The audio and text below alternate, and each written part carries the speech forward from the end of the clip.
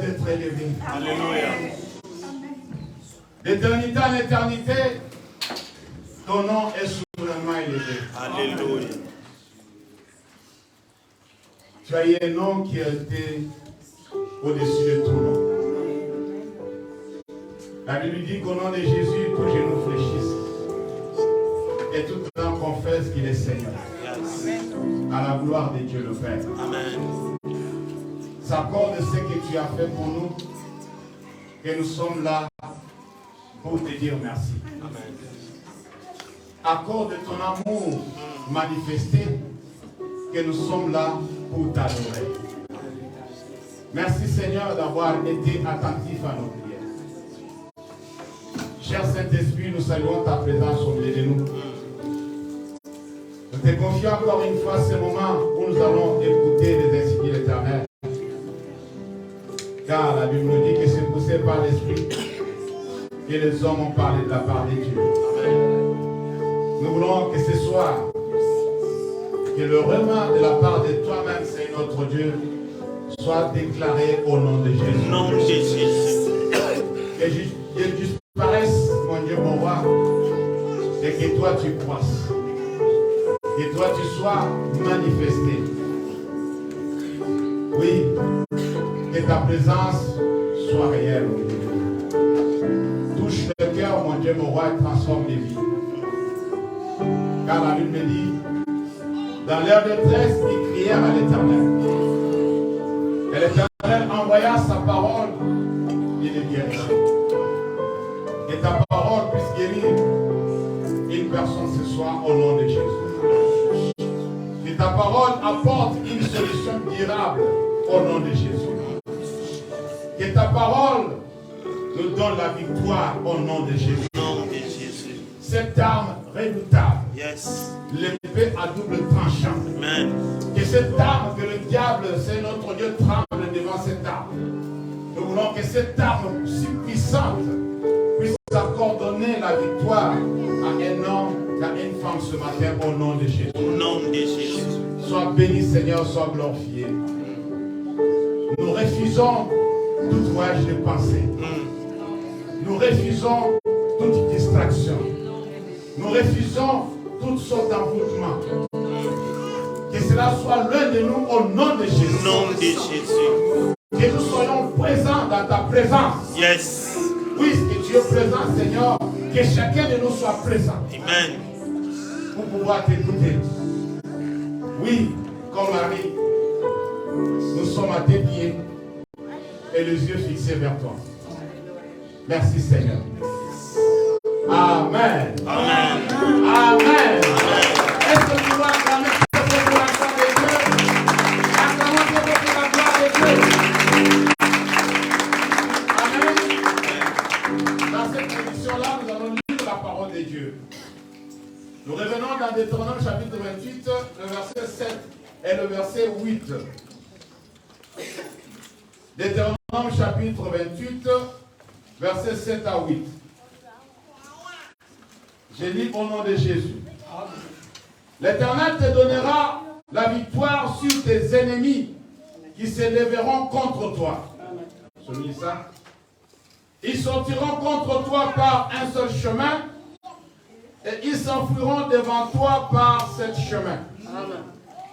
L'Éternel ordonnera à la bénédiction d'être avec toi dans tes greniers et dans toutes tes entreprises. Amen. Il te bénira dans le pays que l'Éternel ton Dieu te donne. Amen. Parole du Seigneur. Amen. Merci pour vous asseoir. Ici est la parole de Dieu à une personne ce soir. Dieu ne ment jamais. Amen. Lorsqu'il dit que je te donnerai la victoire. Alléluia. Amen. Amen. C'est-à-dire, comme je l'ai dit hier, le combat d'un enfant de Dieu ne se résume pas en un jour.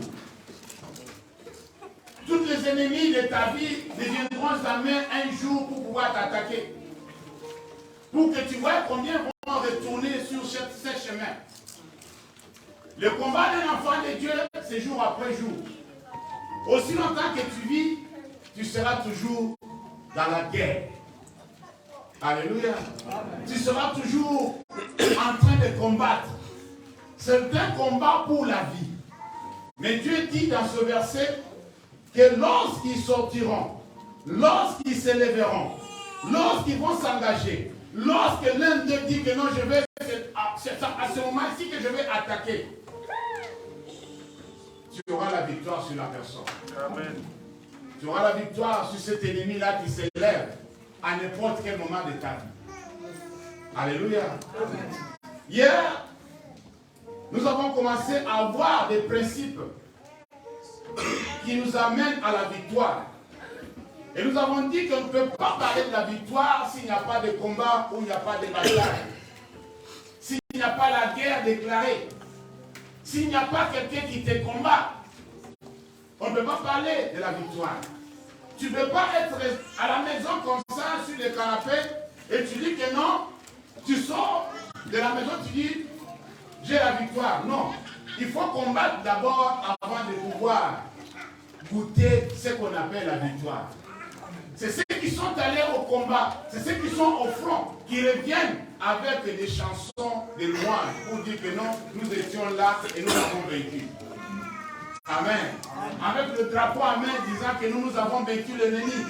Maintenant, on retourne dans la joie. Même si on a des blessés, même s'il y a des morts, mais quand même, nous avons vaincu l'ennemi. Alléluia. Alors, il faut combattre avant de s'attendre de pouvoir proclamer ou déclarer que tu es victorieux. Du coup, nous avons vu ensemble, bien aimés dans le Seigneur, que dans ce cas-là, il y a des principes à suivre. Nous sommes en train de parler d'un Dieu de victoire et de paix. C'est-à-dire ta victoire est liée à Dieu. Ta victoire est ensemble avec Dieu. Vous faites équipe avec le Seigneur. Dis Amen. Alors quand tu fais l'équipe avec quelqu'un et tu comptes sur la personne, tu sais que la personne est le tout-puissant. Alors, toute la victoire que tu auras dans la vie, tu vas dédier cette victoire à lui. Alléluia. J'ai vu des athlètes, j'ai vu des joueurs, j'ai vu des boxeurs, j'ai vu des coureurs qui, après avoir remporté la victoire, disent que je vais dédier ça à telle personne. Vous avez déjà vu ça? Amen. Même à des personnes qui sont déjà mortes. Il dit cette victoire est pour tel. Pourquoi ils disent ça? Ils savent pourquoi ils disent ça. Amen, chrétien. Alors du coup, lorsque nous combattons ensemble avec Dieu, la victoire est assurée. Mais le problème que nous avons vu hier est que quand nous combattons avec Dieu, Dieu nous accorde la victoire. Si et seulement si, c'est sa volonté. Alléluia. Alors Dieu est prêt à pouvoir accorder la victoire selon sa volonté. Et aussi selon ta volonté, si et seulement si ta volonté se marie avec la volonté de Dieu. Si ta volonté coïncide avec la volonté de Dieu. Si Dieu se trouve dans ce que tu es en train de souhaiter ou chercher à avoir. Alléluia. Amen. La volonté de Dieu compte beaucoup dans la victoire que nous avons emportée contre l'ennemi. Nous avons vu aussi ensemble, bien aimés dans le Seigneur, que lorsque nous sommes en train de combattre, il faut aussi tenir compte d'une chose. La victoire n'est pas pour le faiblard. Alléluia. Amen. La victoire n'est pas pour ceux qui pleurnichent. La victoire est pour des hommes et des femmes bien posés et matures. Alléluia. Amen. Avec ces gens-là, la victoire est assurée. Un jour, l'Éternel demanda à son serviteur de pouvoir amener des troupes au front. Il dit, je vois qu'ils sont beaucoup, ils sont trop nombreux. On va faire des trucs. Alléluia. On va voir dans cette immense troupe de gens quelles sont des personnes aptes à pouvoir combattre. ceux qui ne vont pas reculer devant l'ennemi. Alléluia. Ceux qui ne vont pas battre en retraite. Ceux qui vont aller jusqu'au bout. Ceux qui sont prêts à pouvoir se sacrifier, aller jusqu'au sacrifice suprême. Ils ont fait des tri. Ils sont restés un petit nombre. La raison pour laquelle Dieu a fait ça, il dit, je ne veux pas que lorsque la victoire sera dans le camp d'Israël, qu'on dise que non, c'est notre force, nous étions nombreux, c'est pourquoi nous avons gagné. Amen. Lui veut que la gloire lui revienne. Dis Amen. Amen. Dans tout ce que tu veux faire, dans tout ce que tu peux avoir, il faut que la gloire revienne à qui? À Dieu.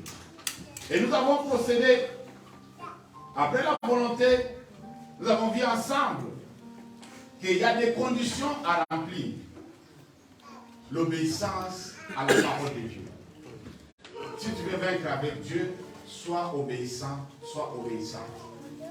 Ne sois pas quelqu'un qui est sage à ses propres yeux, qui pense que Dieu est en train de rigoler. Non, quand la parole de Dieu tombe, quand Dieu te rappelle quelque chose, il te reproche quelque chose, conforme-toi, alors tu seras un vainqueur pour la vie. Alléluia. La désobéissance a fait que nous sommes toujours dans l'échec. On désobéit, on veut associer Dieu avec la désobéissance. Non, ça ne marche pas.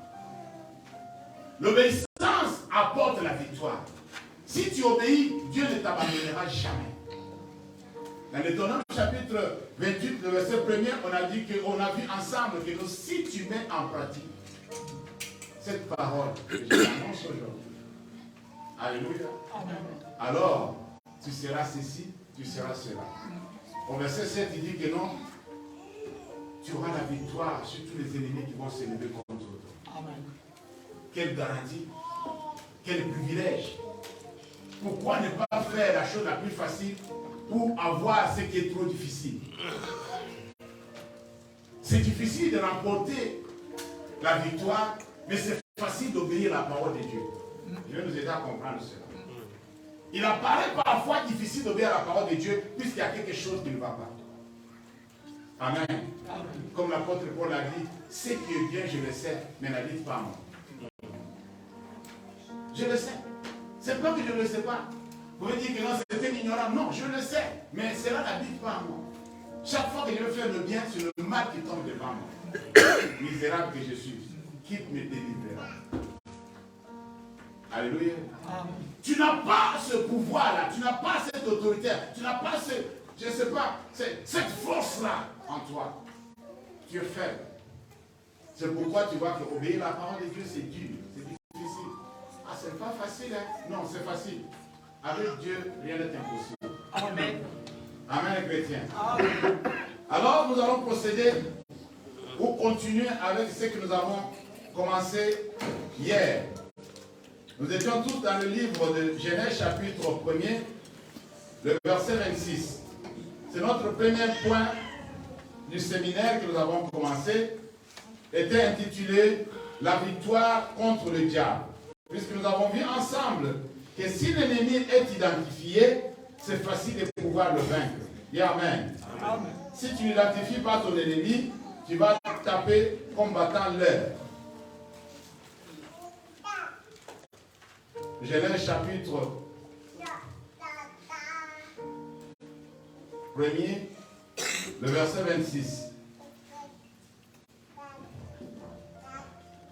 La Bible dit, Dieu vit que cela était bon. Puis Dieu dit, faisons l'homme à notre image, selon notre ressemblance, et qui domine sur les poissons de la mer, sur les oiseaux du ciel, sur le bétail, sur toute la terre, et sur tous les reptiles qui rampent sur la terre. Dieu créa l'homme à son image, il le créa à l'image de Dieu. Il créa l'homme et la femme. Dieu le bénit plutôt, et Dieu leur dit, soyez féconds, multipliez, remplissez la terre, assujettissez et dominez sur les poissons de la mer, sur les oiseaux du ciel et sur tout animal qui se met sur la terre. Parole du Seigneur. Amen. Amen. Amen.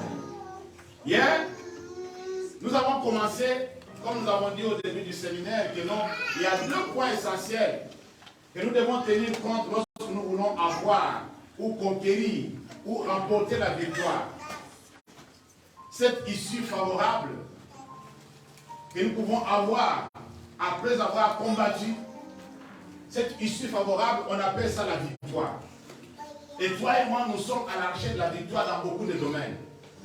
Et nous avons vu qu'il y a deux points, deux choses qu'il faut tenir compte dans le combat. C'est l'identification de l'ennemi et aussi le renseignement. Alléluia. Ce sont des stratégies très très importantes pour toute armée qui se respecte, toute armée de professionnels. Il faut identifier d'abord l'ennemi et puis avoir des informations sur l'ennemi, sa capacité de frappe. Alléluia. De quoi il est capable, de quoi il n'est pas capable. Quelles sont les armes qu'il utilise. Et nous avons dit que nous allons nous concentrer sur l'identification de l'ennemi que nous allons combattre.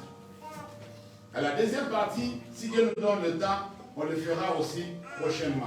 Et pour ces 3 jours, nous allons parler sur l'identification. Au premier point, nous avons identifié l'ennemi numéro 1 de l'homme, c'est le diable. Amen. Amen. L'ennemi numéro 1 de l'homme, c'est qui? C'est le diable. Ici, dans ce chapitre, nous avons vu des privilèges que Dieu a accordés à l'homme. Dieu dit, faisons l'homme à notre image, selon notre ressemblance. Cette première phrase explique tout. Tout ce que Dieu a donné à l'homme après ne peut pas dépasser ce qu'il lui avait donné avant. Vous n'avez pas compris. Quand tu vas, même devant un homme de Dieu, même si tu regardes dans la Bible, un homme qui ouvre sa bouche pour bénir, vous avez vu le problème de Jacob avec Esaïe. Les premières paroles qui sont sorties de la bouche de son père sont irrévocables. Amen. Amen. Ce sont des paroles qui restent. Esaïe a dit, papa, il ne reste même pas quelques paroles pour que tu prononces aussi pour moi. Il dit, non, j'ai tout dit à ton frère. Vous connaissez cette histoire? Alors imaginez-vous que non, Dieu appelle à l'unisson la Trinité. Il s'assoit, il dit, maintenant, faisons l'homme. Cette parole-là me fait mal. Alléluia. Amen. Ça me fait mal au cœur. Pourquoi il a prononcé ça en premier? Tu ne te poses pas la question? Médite un peu la Bible. Comprends un peu de secret. Pourquoi d'abord l'homme devrait d'abord épouser la nature de Dieu? L'image de Dieu. La ressemblance de Dieu. Avant toute chose. Avant tout sont les bénédictions. Multipliez, soyez bénis, tout ça c'est après. Il n'a pas commencé à dire, non, on fera un homme qui sera béni. Non, on n'a pas dit ça. Nous faisons l'homme à notre image. Alléluia. Amen. L'homme était créé à l'image de Dieu. Et cela n'a pas plu à tous les anges en général. Même les anges déchus. Alléluia. Amen. Amen les chrétiens. Amen. Cela n'a pas plu. Même les anges ne sont pas à l'image de Dieu. Mais l'homme est à l'image de Dieu. Qui a déjà vu là où on a dit que non, les anges ont été créés à l'image de Dieu. On dit que ce sont des fils de Dieu. Des messagers. Mais l'homme, tout a été clair.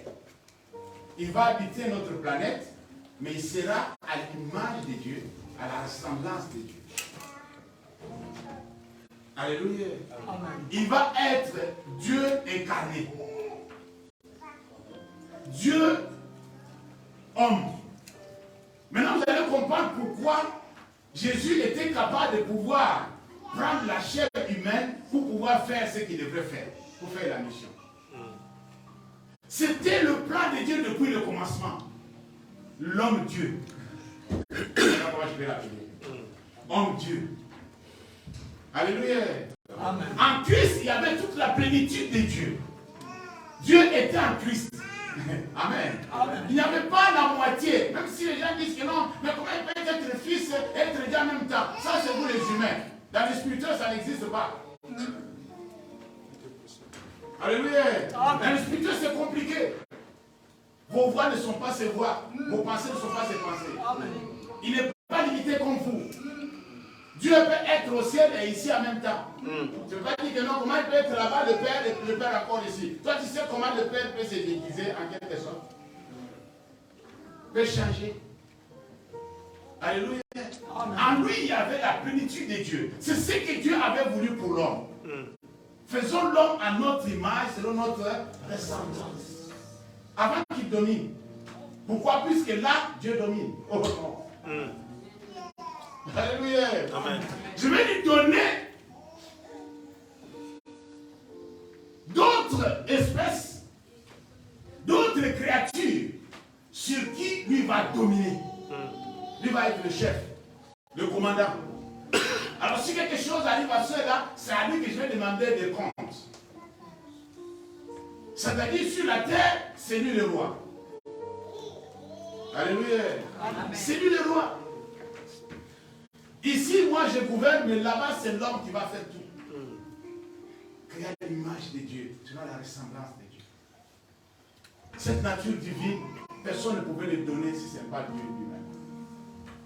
Vous comprendrez pourquoi, la raison pour laquelle, lorsqu'il a créé, puisqu'après avoir dit ça, il a formé l'homme de la poussière. Amen. De la terre, la Bible dit qu'il a soufflé. Il a soufflé dans les narines de l'homme. L'homme est devenu une âme vivante. C'est-à-dire, il a pris une partie de lui, puisqu'il a dit, Dieu ne se contredit pas. Il doit être à notre image, selon notre ressemblance. Alors, nous devons être en lui. C'est-à-dire, il a pris une partie de lui, il a communiqué dans l'homme. C'est pourquoi, quand tu vas partir, vous ne pas dire quand tu vas mourir. Amen. L'esprit retournera au Créateur. Amen, chrétien. Son esprit va retourner. Dieu ne perd rien. Amen. La partie de lui qui était en toi va retourner.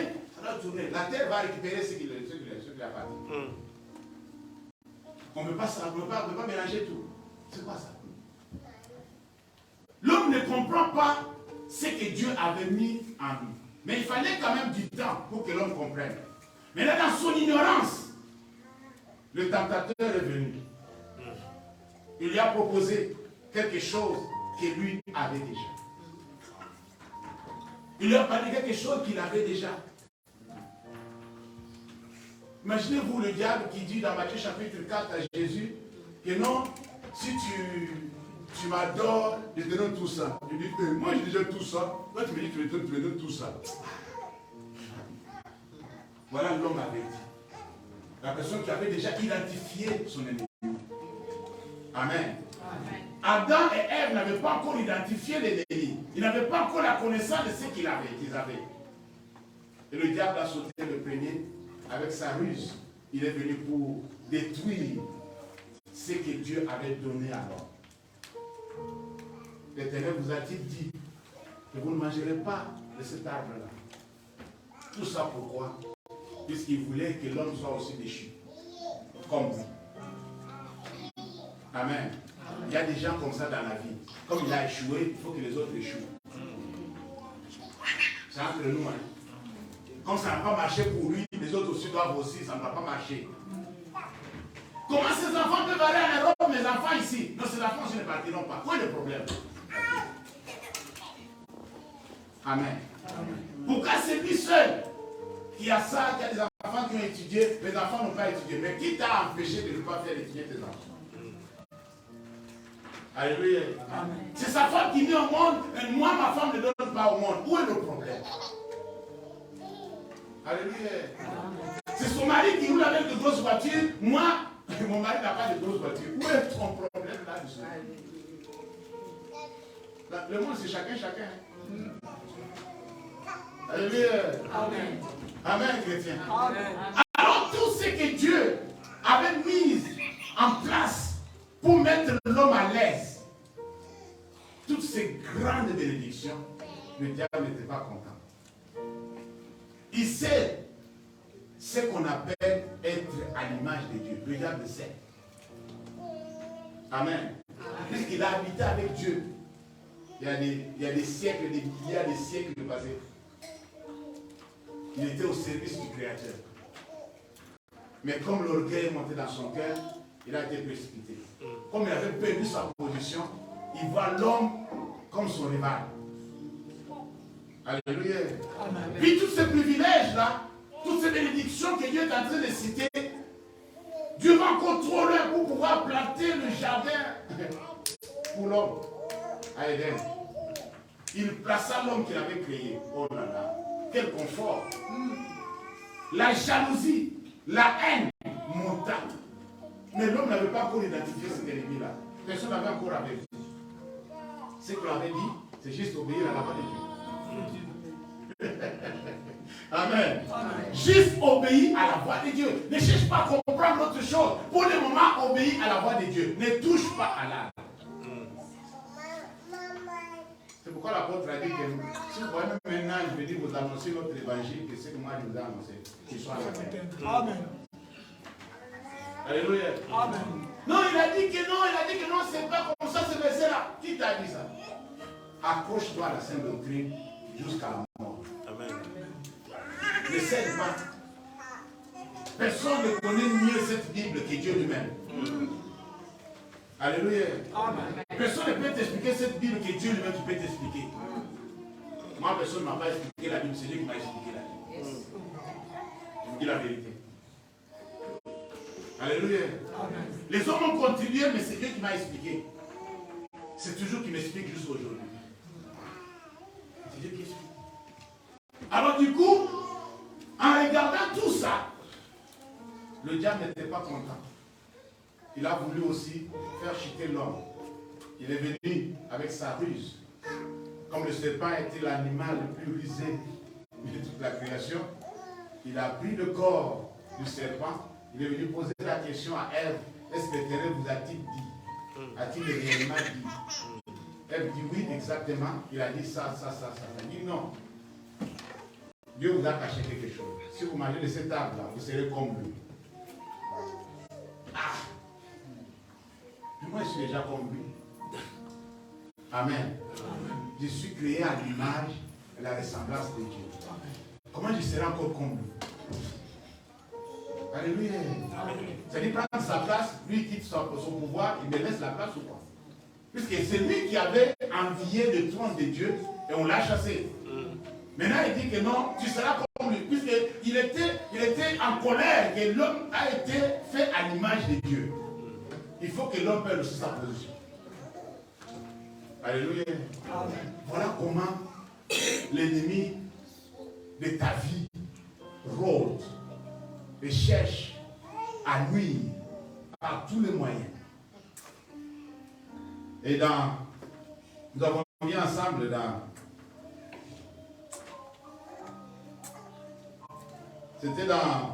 nous pouvons lire ça. Genèse chapitre 2, verset 9, verset 7 à 9. La Bible dit, ça ce sont toujours des privilèges. L'Éternel Dieu forma l'homme de la poussière de la terre, il souffla dans ses narines un souffle de vie et l'homme devint un être vivant. Ça c'est 7. 8. Puis l'Éternel plutôt Dieu planta un jardin en Éden du côté de l'Orient et il mit l'homme qu'il avait formé. L'Éternel Dieu fit pousser du sol des arbres de toute espèce agréables à voir et bons à manger et l'arbre de la vie au milieu du jardin et l'arbre de la connaissance du bien et du mal. Amen. Amen. Moi j'aime la suite qui m'intéresse beaucoup dans cette série. Quand Dieu a ordonné à l'homme de manger, il a dit tous les arbres. Amen. Nous sommes d'accord, non? C'est moi un arbre qu'il a dit de ne pas manger. Mais l'homme aussi, pour sa découverte, il ne peut pas commencer au milieu et venir vers le bout. Alors, il entre dans le jardin, il commence à découvrir. Quand tu vas dans un jardin bien planté, tu dis waouh, amen. Tout t'attire. Tu dois toucher, tu dois prendre un peu du temps. Même s'il faut prendre des selfies, tu prends un peu de selfies. Pourquoi? Puisque c'est beau à voir. Est-ce que vous comprenez? Même des plantes qui poussent là-bas, tu dis waouh, ça c'est merveilleux. Tu vois des fleurs, tu vois des plantes qui rampent, tu vois des arbres. Alors, ils avaient encore le temps d'arriver jusqu'au milieu du jardin. Ils avaient le temps. Alléluia. Mais, ils pouvaient arriver même à manger l'arbre de vie, sans problème. Et Dieu venant de soi, il dit, ouais, vous avez bien fait, vous avez découvert. Vous connaissez, qui était avec nous à l'époque quand on était parti faire des chasses au trésor? Avec mamie Thérèse. Ah, vous n'êtes pas nombreux alors. Amen. Alors, on cachait des choses et les enfants découvraient là où on a caché. Vous comprenez? Quand on découvre, c'est la joie de pouvoir découvrir ça. Alors on dit, ouais, tu as gagné autant, tu as gagné autant. Ça faisait de la joie. On a sucré à Saint-Jacques en haut là-bas. On a sucré en haut là-bas, on a fait toute l'après-midi du dimanche. Alors, dans sa découverte, Dieu voulait que l'homme tout seul aille jusqu'à goûter de l'arbre de vie. Amen. Pourquoi? Puisqu'il est créé à l'image, à la ressemblance de Dieu. S'il reste éternellement l'homme, c'est bon pour Dieu.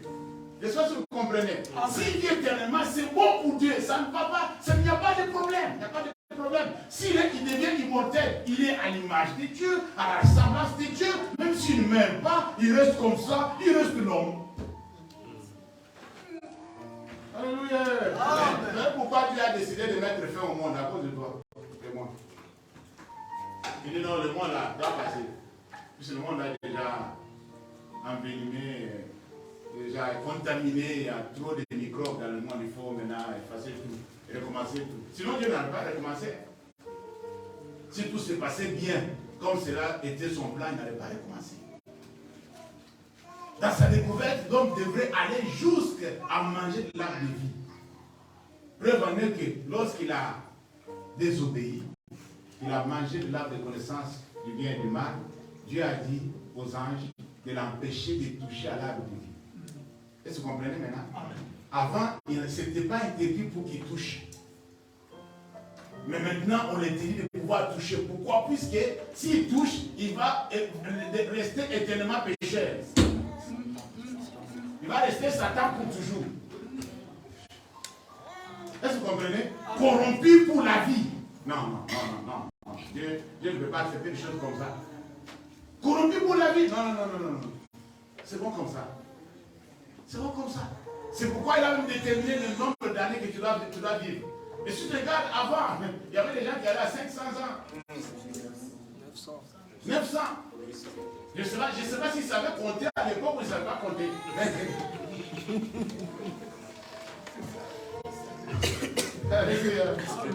Amen, chrétien. L'ennemi de l'homme numéro 1, c'est le diable. Vous pouvez aller lire aussi à la maison, Psaume 8, 3 à 6, pour ceux qui écrivent. Pour voir que toutes ces grandes bénédictions ont attiré le malheur sur l'homme.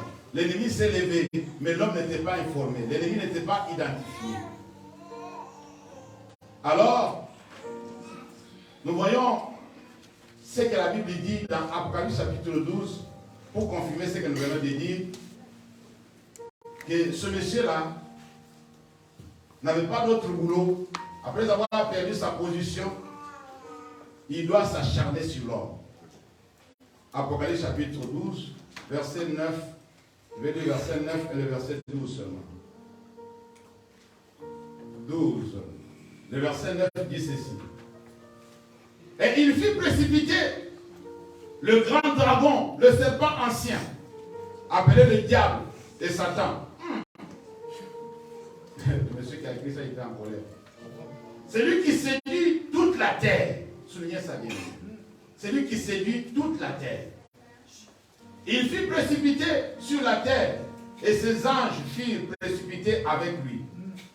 C'est ce qu'on appelle communément des démons. Le verset 12. C'est pourquoi, réjouissez-vous, cieux, et vous qui habitez dans le ciel. Malheur à la terre et à la mer, car le diable est descendu vers vous, animé d'une grande colère, sachant qu'il a peu de temps. Ça va peu de temps devant Dieu, c'est combien d'années. Puisque nous, on a trouvé le gars en train de faire toutes ces choses. Amen. Amen. Alléluia. Amen. Mais il a peu de temps. Bien aimé, ici, c'est le ciel qui parle par rapport à ce qui arrive à la terre. D'abord, le gars, ce n'était pas un bon gars. Vous savez, il y a des gens qui se comportent comme lui. C'est-à-dire, partout où il passe, il laisse des dégâts. Il a toujours des choses à lui reprocher. Au ciel, c'était l'accusateur, le frère. Lui, il accusait tout le monde. Oh, voilà, Michael a fait ça. Voilà, Gabriel a fait ça. Seigneur, tu sais ce que Gabriel a fait hier. Toi, chaque jour, tu vas toujours accuser le frère. L'accusation de le frère devant Dieu. Voilà le travail qu'il faisait au ciel. Maintenant, quand il vient sur la terre, maintenant c'est pour séduire toute la terre. Il dit bien toute la terre. C'est-à-dire pour que l'homme ne puisse pas vivre comme il devrait vivre. Dieu a pris même des sanctions contre l'homme bien-aimé à cause de ce que Satan fait. Il dit, toi, d'abord ça c'était sous la colère. Je sais que Dieu était en colère. Là, tu es poussière, tu retourneras à la poussière. Là, il a insulté. Il dit la vérité. Quand je dis ça, je suis revenu encore pour lui dire. Il dit non, il n'a pas dit ça avec des mots. Est-ce que vous comprenez? Amen. Il dit à l'homme, après la chute, que tu es poussière. Il a dit ça contre cœur. Tu retourneras à la poussière. Alléluia.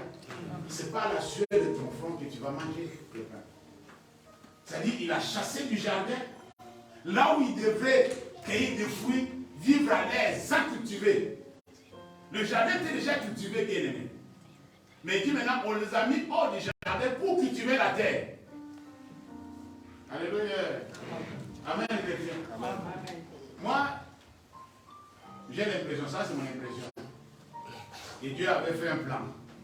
Et lorsque Adam et Ève commencent à avoir des enfants, et la famille commence à grandir, au fur et à mesure que la famille grandit, le jardin aussi grandit. Ça allait venir jusqu'à la fin du jardin. Est-ce que vous comprenez ce que je dis? Le jardin allait occuper tout, partout où l'homme va vivre, il y a le jardin. Il fait beau vivre. Partout où l'on va vivre, il fait beau vivre. Moi je crois. Puisqu'il sait qu'ils étaient encore à deux, on les a plantés un jardin. Mais lorsqu'il y aura Caïn, il y aura Abel avec ses enfants, tout ça, c'est-à-dire, ces gens-là devraient vivre dans ce confort-là. Et ce confort devrait aussi se répandre. Devrait aller au-delà. Moi je crois. Dans le plan de Dieu. Alléluia. Amen. Amen, chrétien. Ce n'est pas seulement un point de paradis et les autres sont dans les noirs. Non, ce n'est pas comme ça. C'est pas comme ça. Et nous voyons que Satan est venu avec objectif. Séduire l'homme. Alléluia. Souvenez-vous de la parole de Ève. Lorsque l'Éternel a posé la question. Puisque l'homme a dit, l'homme est responsable, dit que c'est pas moi, Seigneur, c'est la femme que tu m'as donnée. Il dit, bon, c'est pas grave. La femme, ça c'est qui? Non, le serpent m'a séduit sur cette phrase. Et je mangeais. Alléluia. Amen. Le serpent m'a fait quoi? M'a séduit. Ici, on nous montre bien que notre diable séduit tout le monde entier. Il veut gagner un grand nombre. Il ne peut pas aller en enfer tout seul. À cause de cela, il s'interpose sur ton chemin pour que tu ne puisses pas voir la main de Dieu. Est-ce que vous comprenez? Il cherche maintenant à te freiner, à te bloquer, à t'empêcher d'accéder dans ta bénédiction. Lorsque Dieu a dit que depuis des siècles, c'était comme ça, Tohu, du ténèbre, partout. Dieu a dit non, je ne peux pas laisser le monde aller comme ça. Surtout que j'ai créé l'homme à mon image. Alléluia. Il a dit, qui enverrai-je, qui marchera pour nous? Alléluia. Qui enverrai-je, qui marchera pour nous? L'agneau sur le trône, il a dit, me voici, envoie-moi. Tout le monde. Imaginez-vous, le roi qui vit dans le palais, on lui demande d'aller dans des fins fonds, dans des brousses, là où les gens tombent dans des cailles, dans des huttes, hein. On appelle ça des huttes, non? Au village, quand il pleut, vous êtes tous debout, puisque tu seras mouillé. Alléluia. Il y a l'eau partout. Ça dit, toi, tu quittes le palais royal, dans le confort, pour aller habiter avec des gens pauvres, en brousse. Parfois, dans la forêt équatoriale, là où il n'y a pas de maison, il n'y a pas de route, il n'y a pas de voiture, il n'y a rien que des serpents. Tu vis avec des éléphants. Il dit, mais moi je vais partir. Tout le monde à la maison dit, Prince, qu'est-ce que tu fais? Alléluia. Tu vois ce que tu es en train de faire là? Aller sur la terre. Oh là là. Et le diable est allé là-bas. Amen. Sachant que le diable était déjà là-bas, il a gagné du terrain, il a commencé à séduire. Il a mené beaucoup de gens. Il y a eu beaucoup de choses qui se faisaient. Vous vous souvenez de l'histoire de Sodome et Gomorrhe, non? De n'importe quoi se faisait déjà sur la terre. De n'importe quoi. Et voyons la splendeur de la sainteté autour de Dieu, autour du trône, et comment ceux qui vivent là-bas, ils sont en train d'adorer Dieu jour et nuit. Quelle beauté, quelle gloire. Et toi tu renonces pour descendre vers les... Quel homme. Amen. Quel homme. Quand il a dit, mais voici, envoie-moi. Oh là là, ça va chauffer. Là, le prince descend, c'est que ça va chauffer la bande. Amen. Et quand il est descendu, il a fait ce qu'il a fait. Alléluia. Amen. Pour vaincre l'ennemi numéro 1, il faut s'associer avec l'agneau. Amen. Associe-toi avec l'agneau. Alléluia. Amen. Associe-toi avec l'agneau. Pourquoi? L'agneau l'a vaincu en chair à os. Il était en chair à os, il l'a vaincu. Va lire Matthieu chapitre 4, verset 1 à 11. L'agneau l'a fait quoi? L'a vaincu. Il a vaincu. Il est venu avec ses ruses.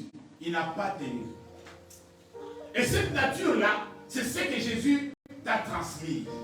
C'est pourquoi la Bible dit qu'ils ont, à tous ceux qui l'ont reçu, à ceux qui ont cru en son nom, il leur a donné le pouvoir de devenir. De devenir. Quand tu es devenu, tu es condamné à vaincre. Donc tu n'as pas compris. C'est-à-dire, quelqu'un qui est devenu enfant de Dieu, il doit vaincre dans la vie. Il aura toujours la victoire. Même si la Bible dit que non, le malheur atteint souvent les justes, mais l'Éternel en délivre toujours. Ils vont attaquer, mais je sortirai victorieux. C'est là que tu vas comprendre que la Bible a raison de dire que non, toutes choses concourent au bien. C'est tout ce qui est Dieu. Alléluia. Toutes choses. Je dis, mais ça c'est pénible. Oui, mais ça aussi concourt au bien. Amen. De ceux qui aiment Dieu. De ceux que Dieu aime aussi. N'oubliez pas ça. Il y a des gens que Dieu aime, mais elles n'aiment pas Dieu. Tu sais ce que Dieu fait? Il les protège. Il ne veut pas que quelque chose les arrive. Même si la personne est ignorante de ce que Dieu a pour lui, mais Dieu les protège, les garde, jusqu'à ce qu'il aura la connaissance qu'il y a un Dieu qui le protège quelque part. Et le jour où il va comprendre, il va s'agir, il va dire, Seigneur, je t'adore. Puisque tu m'as protégé, je ne te connaissais pas. Alléluia. Moi, je l'ai fait aussi un jour. Je l'ai fait un jour. J'ai dit, Seigneur, pardonne mon ignorance, je ne savais pas. Que toi, tu veillais sur moi. Alléluia. Toi, tu veillais sur moi. Passons au deuxième point. La victoire sur le péché. Je vous avais dit qu'on va parler des privilèges que Dieu veut que toi et moi, nous soyons victorieux. La victoire sur le péché. Vous savez, le péché, c'est l'ennemi numéro 2. Pourquoi numéro 2? Puisque c'est le diable qui l'a introduit. C'est le cancer que le diable a introduit dans le monde. Amen. Qui ronge la vie des gens. le péché. L'ennemi numéro 2. C'est lui qui l'a introduit. En poussant l'homme à désobéir à Dieu, le péché est entré. La malédiction est venue. L'homme est devenu maintenant défaillant. Alléluia. Amen. À n'importe quel bagarre, vous vous souvenez de l'histoire de Akan, non? Oui. Le peuple d'Israël avait perdu la bataille à cause d'un homme. Puisque l'homme là avait péché. Il avait pris quelque chose d'interdit. Et toute la nation est tombée devant l'ennemi. Et la nation, ils ont pleuré toute la journée. J'aime cette récit-là. Il dit, ils ont pleuré toute la journée. Même l'homme de Dieu dit, mais c'est pas possible. Devant Haï. Haï, c'est quoi? Comparé à Jéricho. Amen. Amen. Comparé à Jéricho, comment Dieu tu peux me faire ça? Dieu dit, c'est pas moi. C'est vous. Vérifiez parmi vous. Il a dit, tout le monde, tous les tribus, allez, ici. Pour les tribus de terre, tu ne passes ici. Et c'était solennel, hein? Et sérieux, tout le monde tremblait sous le soleil, en plein désert, il n'y a pas d'arbre. C'est là où on a découvert que dans la tente, il y avait des interdits. Amen. Disons la parole de Dieu. La victoire sur le péché. Genèse chapitre 4, le verset 1er jusqu'au verset 7. Nous allons l'aborder déjà.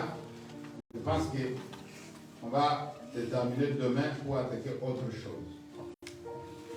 Genèse chapitre 4, à partir du verset 1er. Voilà ce que la Bible dit. Adam connut Ève, sa femme. Elle conçut et enfanta Caïn. Et elle dit, j'ai formé un homme avec l'aide de l'Éternel. Gloire à Dieu. Elle enfanta encore son frère Abel. Abel fit berger et Caïn fit laboureur. Au bout de quelques temps, Caïn fit à l'Éternel une offrande de fruits de la terre. Et Abel, de son côté, en fit une des premiers-nés de son troupeau et de leur tresse. L'Éternel porta un regard favorable sur Abel et sur son offrande. Mais il ne porta pas un regard favorable sur Caïn et sur son offrande. Caïn fut très irrité et son visage fut abattu. Et l'Éternel dit à Caïn, pourquoi es-tu irrité et pourquoi ton visage est-il abattu? C'est une question. Certainement, si tu agis bien, tu relèveras ton visage. Et si tu agis mal, le péché se couche à la porte, plutôt, et ses désirs se portent vers toi, mais toi domine sur lui. Parole du Seigneur. Amen. C'est la première fois dans la Bible que le mot péché a été prononcé. Et qui l'a prononcé pour la première fois, c'est le Créateur. Il n'avait pas dit à Adam et Ève le jour où ils ont péché que vous avez péché. Suivez bien ça. Il n'avait pas dit ça. Alléluia. Amen. Amen, chrétien. Il n'avait pas dit que vous avez péché contre moi. Il n'avait pas dit ça. Il n'avait pas prononcé ce mot-là. Puisqu'il est ce mot. Il n'aime pas ça. Amen, chrétien. Amen. Alors, cette histoire que nous venons de lire, Caïn, quelque chose de mauvais a commencé à tisser dans son cœur. La haine contre son frère, la jalousie contre son frère. La même chose avec le diable. La jalousie a poussé le diable à faire tomber l'homme. Amen. Amen. Alléluia. Amen. La jalousie est montée. La haine contre son frère. Pourquoi? Puisque l'offrande de son frère a été favorable à Dieu. Dieu avait agréé. J'aime les gens de l'époque. Ils pouvaient comprendre que ceci a été accepté, ceci n'a pas été accepté. Mais aujourd'hui, on vient tous donner des offrandes. L'offrande qu'on a acceptée, on ne sait pas. Et tu sais si ton offrande est toujours donné, c'est déjà là. Point d'interrogation. Amen. Posez-vous la question. Quand tu donnes quelque chose à Dieu, il faut que Dieu l'accepte. Dieu accepte. Alléluia. Amen. Alors ici, on voit Caïn s'irriter, changer le visage. Sache que chaque fois que tu tombes en colère contre quelqu'un, Dieu voit déjà. Ça sonne au ciel. C'est là est en colère. C'est là est en colère. Contre qui? Contre José. Contre qui? Contre José. Tout de suite, Dieu a été alerté que Caïn était en colère. Il dit, mais ton visage est abattu. Imaginez-vous, le Créateur là-bas, il voit un homme sur la terre, son visage abattu. Tu sais combien de millions de personnes ont des visages abattus sur la planète? Et Dieu sait déjà de qui il s'agit. Et pour qui il est abattu. Il sait déjà. Il les avertit, même pas leur conscience. Il dit, ne faites pas ça. Non, je vais le faire. Ne faites pas ça. Je vais le faire, il va pas. Ne faites pas ça. Tout doucement. Est-ce que toi tu obéis à cette voix-là? Il dit, si tu agis mal, le péché est couché devant ta porte. Alors quand le péché est couché devant la porte de quelqu'un, qu'est-ce qu'il fait? Ce sont des choses spirituelles. Il faut qu'on t'explique. Le péché est couché devant la porte de quelqu'un. C'est-à-dire, si tu ouvres la porte, il va rentrer. Mais toi, tu as encore fermé la porte. Maintenant, sous la porte, ces désirs sont en train de monter. Vous avez compris maintenant quelque chose? Amen. Alléluia. Amen. Qui a déjà vu le film de Harry Potter? Quand les racines rentraient et faisaient comme ça. Le Seigneur des Anneaux, ouais. Amen. Il dit, le péché est couché à la porte. Ta porte à toi. La porte qui Dieu te dit que non, je frappe à la porte, ouvre la porte, je vais rentrer. Le péché est couché. Mais il ne frappe pas. Il prend ses ramifications. Est-ce que vous comprenez? Ses désirs viennent maintenant pour t'exciter à commettre l'irréparable. Pour t'exciter à commettre vraiment le péché. Voilà. Pour pécher correctement. Maintenant, pour vaincre maintenant le péché, qu'est-ce qu'il faut? Tu dois dominer sur les désirs. C'est ce que la Bible dit. C'est pas mal. Les désirs sont là, sont en train de monter. Tu n'es pas encore passé à l'acte. Mais tu dis non, arrête. Qu'est-ce que tu es en train de faire? Alléluia. Amen. Je ne peux pas aller jusque-là, jusqu'à faire telle chose, non. Ces désirs-là ne viennent pas de Dieu. Ce sont des désirs du péché. Dieu a demandé à Caïn de dominer sur le désir du péché.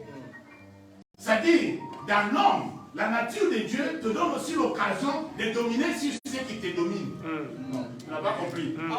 C'est-à-dire, il y a quelque chose qui te domine. Tu as quelque chose que toi tu vis tous les jours. Et la chose là, tu ne peux pas ne pas le faire.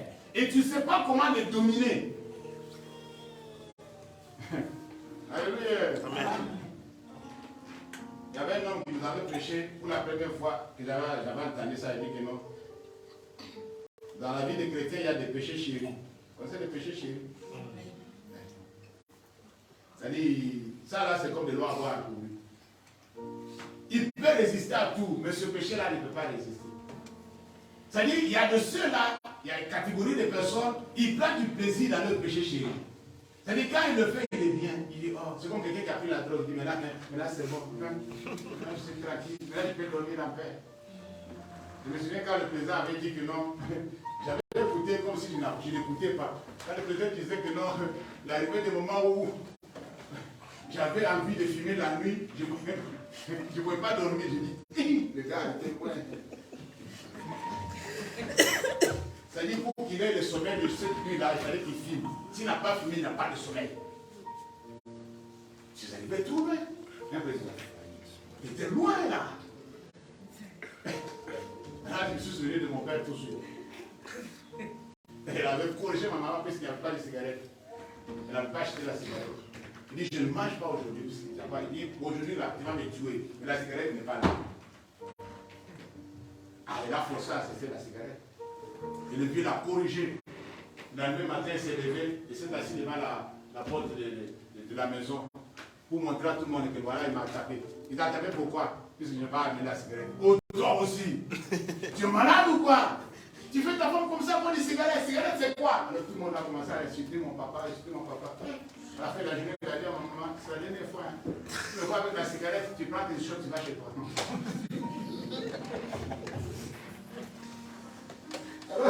Alors le président ne pouvait pas dormir, puisqu'il n'avait pas fini.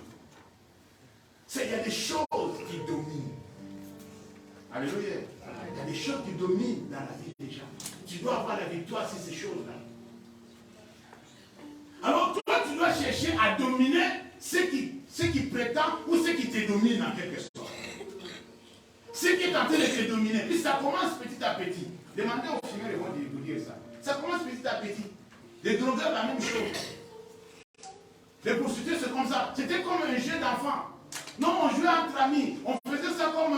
c'était comme un jeu. Mais à fur et à mesure que le temps passait, ça devient maintenant un métier. Alléluia. Ça devient son métier. Ça a commencé petit à petit. C'est comme ça le feu aussi commence. Petit à petit. Petit à petit. Ça va embraser toute la foi. Dieu exhorte Caïn. Le premier homme à tomber dans le crime. Qui n'ont fait attention. Le péché se couche à ta porte. Mais ces désirs viennent vers toi. Alléluia. Mais toi, fais quelque chose. Tu as une possibilité. Amen. On va expliquer toutes les possibilités demain.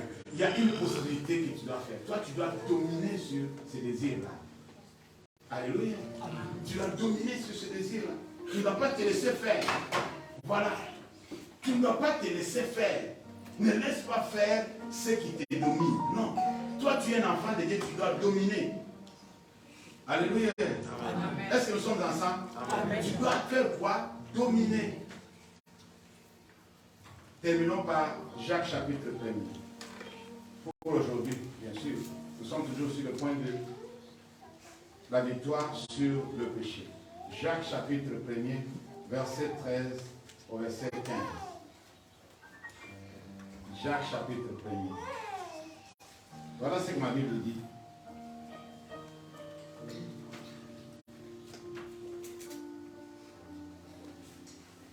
Que personne, lorsqu'il est tenté, ne dise, c'est Dieu qui le tente.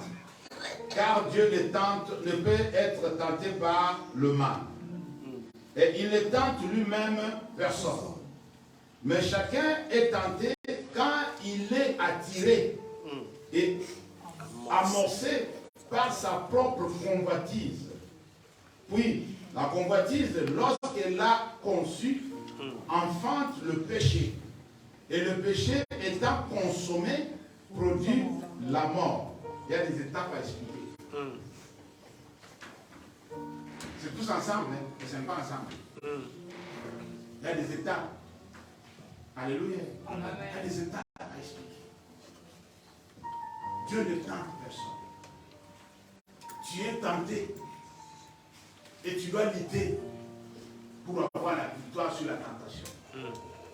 La Bible dit même que non, aucune tentation ne vous est parvenue qui a été au-dessus de votre force. C'est-à-dire, à chaque tentation, il y a une possibilité. Amen. Dieu crée un chemin. Il y a une possibilité de pouvoir échapper à cela. Nous avons vu l'histoire de notre bien-aimé, le petit Joseph. Joseph a dit, moi, ma solution, c'est de fuir. Moi, je veux fuir cette maison ici. Alléluia. La femme de Potiphar a attrapé. Le gars a dit, non. Même les amis, je vais te laisser. Les amis, ça ne dit rien. Mais moi-même, je vais fuir. Moi, je vais fuir. Il avait le moyen. Il avait le moyen de pouvoir s'échapper à cette tentation-là. Mais lorsque nous, notre convoitise commence à prendre corps en nous, la plupart des péchés que nous sommes familiers avec, où nous avons été familiers avec, ce sont des péchés de convoitise. Amen. Amen. Dieu est en train de convoiter l'autre. Moi, je me souviens, j'avais mon stylo, mais j'ai pris le stylo de quelqu'un en classe. Mais moi, j'avais mon stylo. Un stylo écrit BIC. bleu. Vous voyez le pic là? C'est juste ça. Et moi j'avais mon stylo, mais j'ai volé le stylo de quelqu'un. Aujourd'hui, je me pose la question, pourquoi j'ai pris son stylo?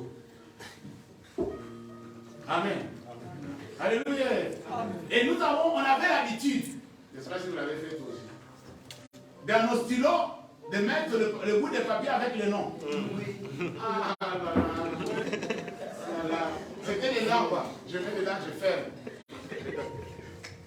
Du rouge, du bleu, je mettais mon nom dedans. Alors, c'était maintenant un problème. Comment je vais faire maintenant pour enlever maintenant le nom à l'intérieur de ce stylo-là de mon copain? Alors, avant la sortie, le gars a crié, on m'a volé mon stylo. Le maître a dit, on va contrôler. Ah, là où j'étais, j'ai craqué. C'est pourquoi j'avais pris ça? J'avais pris ça pourquoi? Amen. J'ai le mien. Je ne sais pas que je n'avais pas. C'est-à-dire, on est sur le banc, puisque nos bancs avaient des traces comme ça, là on dépose des stylos. Nos bancs, à l'époque, avaient des traces comme ça. Chacun dépose. Que Dieu nous aide. Amen. Vous imaginez la suite, non? Je n'ai pas besoin de vous expliquer.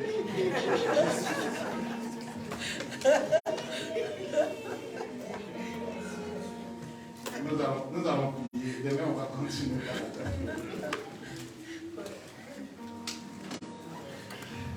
Nous allons prier. Là où tu es bien aimé, comme je l'ai dit hier, tu dois identifier l'ennemi de ta vie.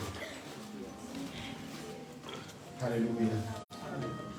Nous ne combattons pas contre la chair et le sang, mais nous combattons contre les principautés, contre les autorités, le prince du monde des ténèbres. Oui, bien-aimé dans le Seigneur, toi et moi, nous devons être renforcés spirituellement, équipés spirituellement, avec les armes de Dieu. Ma prière est que le Seigneur t'ouvre les yeux. Tu dois voir comme lui-même voit. Tu dois identifier l'ennemi de ta vie, qui est derrière ta situation. Oui, il y a des choses qui peuvent arriver, on dit que non, ça arrive à tout le monde. Mais en réalité, ce n'est pas normal. Ce n'est pas des choses que Dieu avait prédestinées pour que cela arrive à tout le monde comme ça. Non. La Bible nous dit que le diable est celui qui séduit toute la terre. Il est à l'œuvre. Il est en train de nuire à la vie de beaucoup.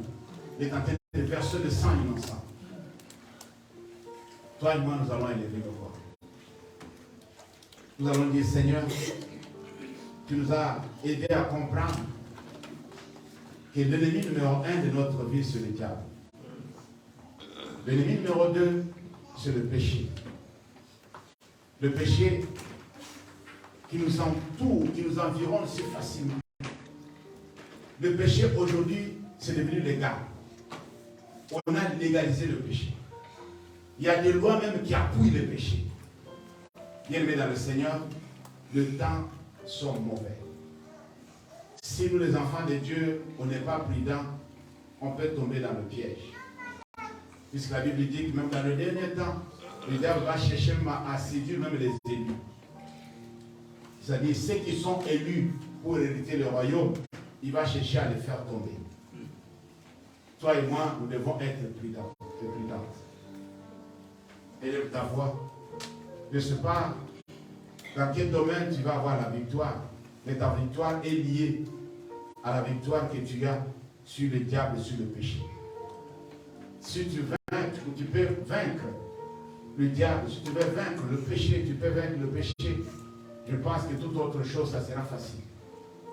Tu n'auras pas à rougir, tu n'auras pas à te dépenser, tu n'auras pas à combattre trop, puisque tu as éliminé la source même du mal. Élève ta voix là où tu es. Commence à prier au nom de Jésus. L'éternel Dieu de gloire, avec tout ce que tu viens de nous expliquer, Seigneur, je te demande encore une fois de nous éclairer. Que ta lumière brille sur notre chemin.